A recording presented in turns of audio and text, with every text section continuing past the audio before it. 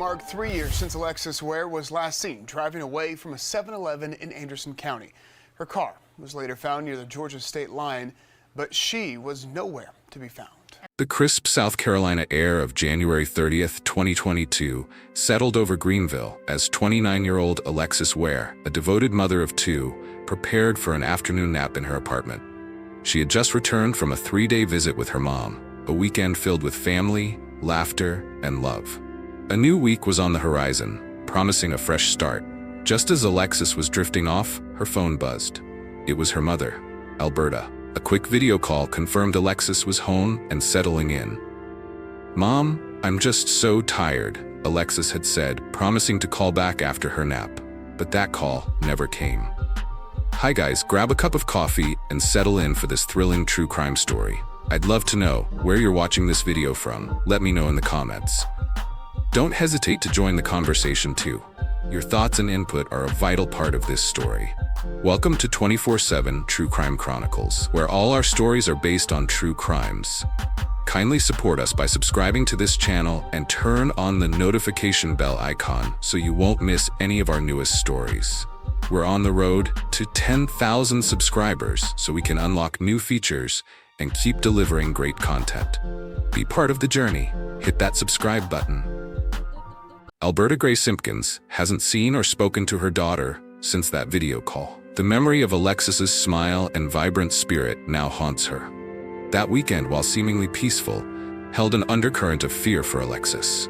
She confided in her mother that she was scared, though she never specified of what or whom.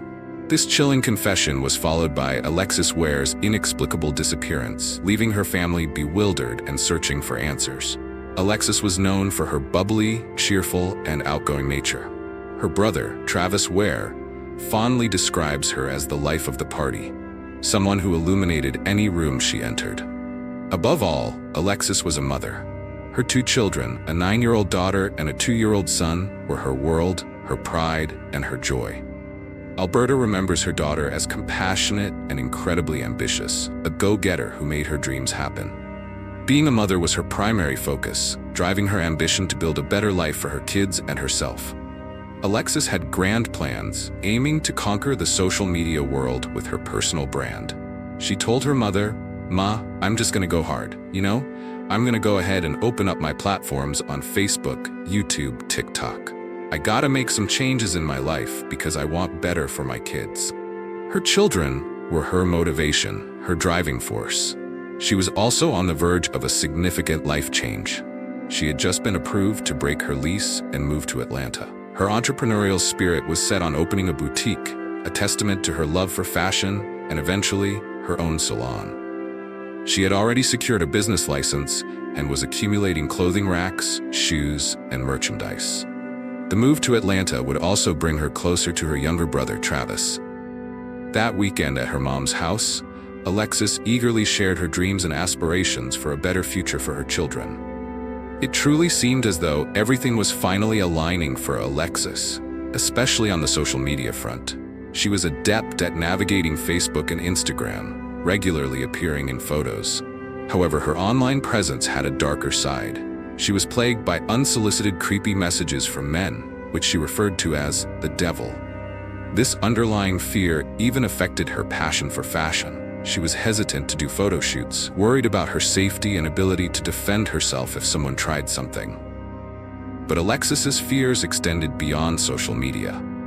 That same weekend, Alberta noticed Alexis receiving relentless phone calls from an unknown number.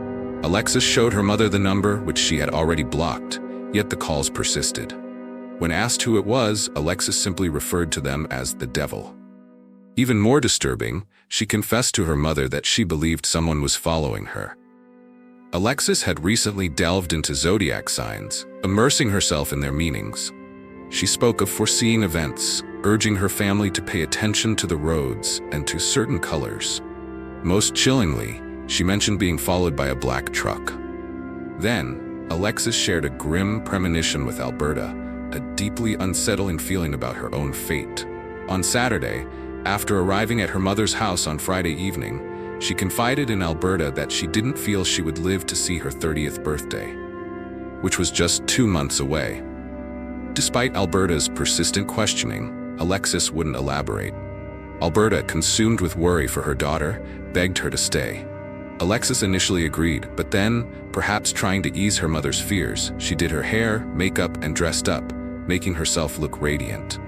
"I'm okay," she insisted, seemingly trying to convince her mother and perhaps herself that she was fine.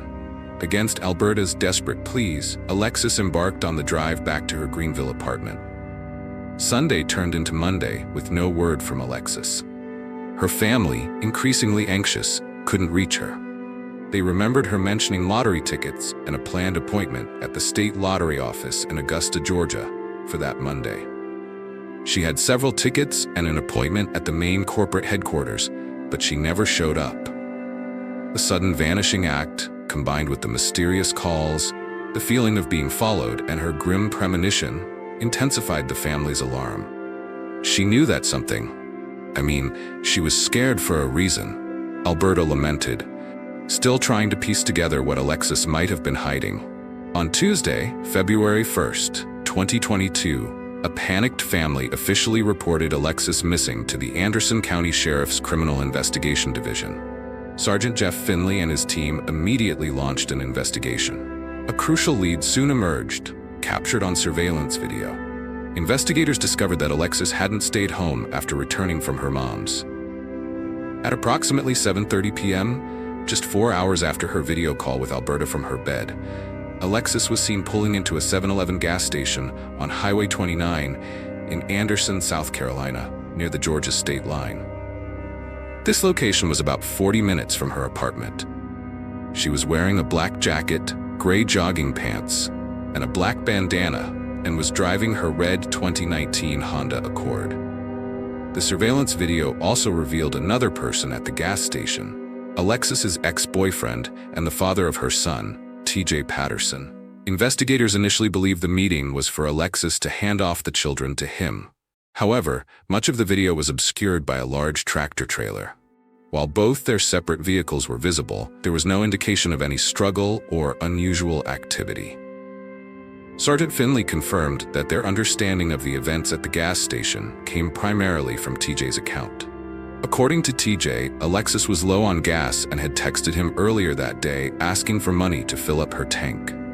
This explained their meeting. However, a lingering question remained. If Alexis was planning to follow him to his mom's house, why transfer the children to his car at the gas station? TJ stated that after leaving the 7-Eleven, they drove in the same direction, but Alexis sped away from him at a red light, effectively vanishing. Alberta was perplexed by TJ's story.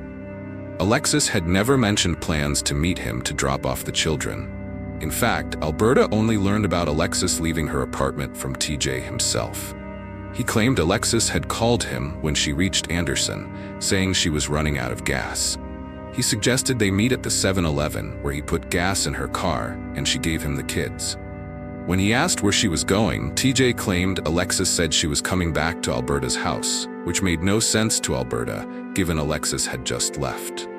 Travis also had serious reservations about TJ's account of the gas station encounter. While he didn't believe TJ physically harmed Alexis, he strongly felt TJ knew more than he was disclosing. Travis had not spoken to TJ directly, feeling uncomfortable and unwilling to make accusations without more information, but he pleaded for anyone with knowledge to come forward for the sake of Alexis's children. Dateline attempted to contact TJ for an interview, but he declined. He reiterated his belief that Alexis intended to follow him to his mother's house and then return to her own mother's, a plan Alberta was reportedly unaware of. The investigation soon yielded another lead. After Alexis supposedly sped past TJ's car, her vehicle was spotted again, this time at an apartment complex in Anderson, a location far from her mom's house. Her car was seen there a couple of times that same night. Details surrounding this sighting remain limited due to the ongoing investigation, but Alberta immediately visited the apartment complex with flyers bearing Alexis's photo. No one she spoke with recognized Alexis or knew why her car would have been there.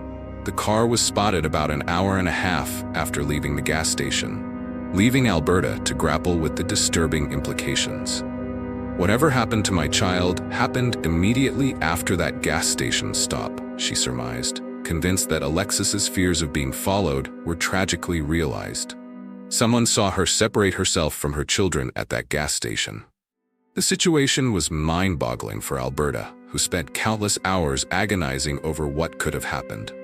Rumors and speculations abounded, but Alberta leaned towards the possibility of a stalker, someone Alexis feared but never identified. Then, a significant break in the case occurred in an unexpected location. About 50 miles south of Anderson, in the small, quaint town of McCormick, Alexis's red 2019 Honda Accord was discovered on February 2nd, Groundhog Day. A property owner found the car on a dirt road, about an hour's drive from the Anderson apartment complex. The car had been there for a couple of days. Due to logging season in the area, the owner initially assumed it belonged to a logging worker. Sergeant Finley confirmed that the car's location was highly unusual for a vehicle to be abandoned. It was a heavily wooded area, with some trails cut by construction equipment, but predominantly dense forest. What was even more abnormal was what was found inside. Alexis's cell phone, her purse, a bag of clothes in the trunk, and even the lottery tickets she had told her mom about. This suggested that robbery was not a motive. However, it strongly indicated potential foul play. It is uncommon that you would leave something like that behind in a vehicle, Sergeant Finley noted, admitting that such circumstances immediately lead investigators to consider foul play. The black hair bonnet, or bandana, Alexis was last seen wearing at the 7-Eleven, was found on the ground just outside her car. While suspicious, no blood or fingerprints other than Alexis's were found inside the vehicle. And Alexis herself was nowhere to be found in McCormick, a rural community where her family confirmed she had no ties. On February 8th, a little over a week after Alexis vanished, 10 law enforcement agencies, including more than 30 personnel, launched an extensive grid search covering over 200 acres near where her car was found. It was an all-hands-on-deck operation, scouring nearly 4 square miles on the ground and from the air with K9 units and handlers. Despite these exhaustive efforts, no further evidence was located. Alexis's family also conducted their own searches in McCormick, reinforcing their belief that someone familiar with the area must have placed the car there. 2 months into the investigation, at the family's request, the FBI joined the efforts, a testament to the perplexing nature of the case. Sergeant Finley confirmed the investigation remains open and ongoing, with all possibilities being pursued and no suspects yet named. Alberta, however, remains steadfast in her belief that TJ had no involvement in her daughter's disappearance. Her concerns centered on Alexis's conversations about creepy men and feeling followed. "I don't think TJ did any of that," she stated. Sergeant Finley's department acknowledged they had no leading theory about what happened, only the determination to solve the mystery of Alexis's vanishing act. "She would never have walked away from her vehicle in the middle of nowhere," Alberta asserted, highlighting the unlikelihood of Alexis abandoning her car, keys, phone, and purse. The family has launched a public campaign to find Alexis, erecting a large billboard in Greenville with Alexis's photos, details of her disappearance, and the hashtag #HelpUsFindAlexis. Travis vowed to continue fighting, raising awareness and praying for his sister's return. In March, Alexis turned 30. Her family celebrated her birthday without her, sharing a seafood boil, wearing shirts with her picture, and cutting a cake adorned with buttercream roses. But Alexis wasn't there to blow out her candles and make a wish. The absence is particularly hard on Alexis's children. Her oldest daughter, living with Alberta, holds on to the unwavering belief that her mother will come home. "She doesn't want to hear anything different," Alberta shared, recalling her granddaughter's plea. "When she come back, Gigi, you can't let her leave here," she said. "Just lock her up and make her stay here for about a year." Alberta often revisits that last weekend, particularly Alexis's decision to drop the kids off with TJ. She now has a theory: "I have to put my kids first. Lord forbid something to happen to me with my kids in the car with me." When she learned Alexis had given the children to TJ, Alberta's first thought was, she did what mothers do, protect their children. Alexis felt something was wrong, felt she was being followed. Alberta believes that when TJ claimed Alexis sped away, she was creating a separation, ensuring her children were out of harm's way. For Alberta, the not knowing is an agonizing torment. "Lord, I miss my child every day," she confessed, praying for a clue. Sergeant Finley remains hopeful that Alexis is still alive somewhere. Alexis Ware has multiple tattoos, including a feather on one hand and a rose on the other. She has dimple piercings, long black hair, and brown eyes. For now, Alberta's message to her daughter is simple. "I love you. I miss you. Your children need you, and we want you home." The disappearance of Alexis Ware is a heartbreaking mystery that leaves a family in agonizing limbo, desperately searching for answers. This case highlights the reality that every missing person deserves our attention, and every family deserves closure. Your awareness and engagement are crucial in bringing these stories to light and potentially helping to solve them. Please consider subscribing to our channel for more true crime stories and to stay informed on cases like Alexis Ware's.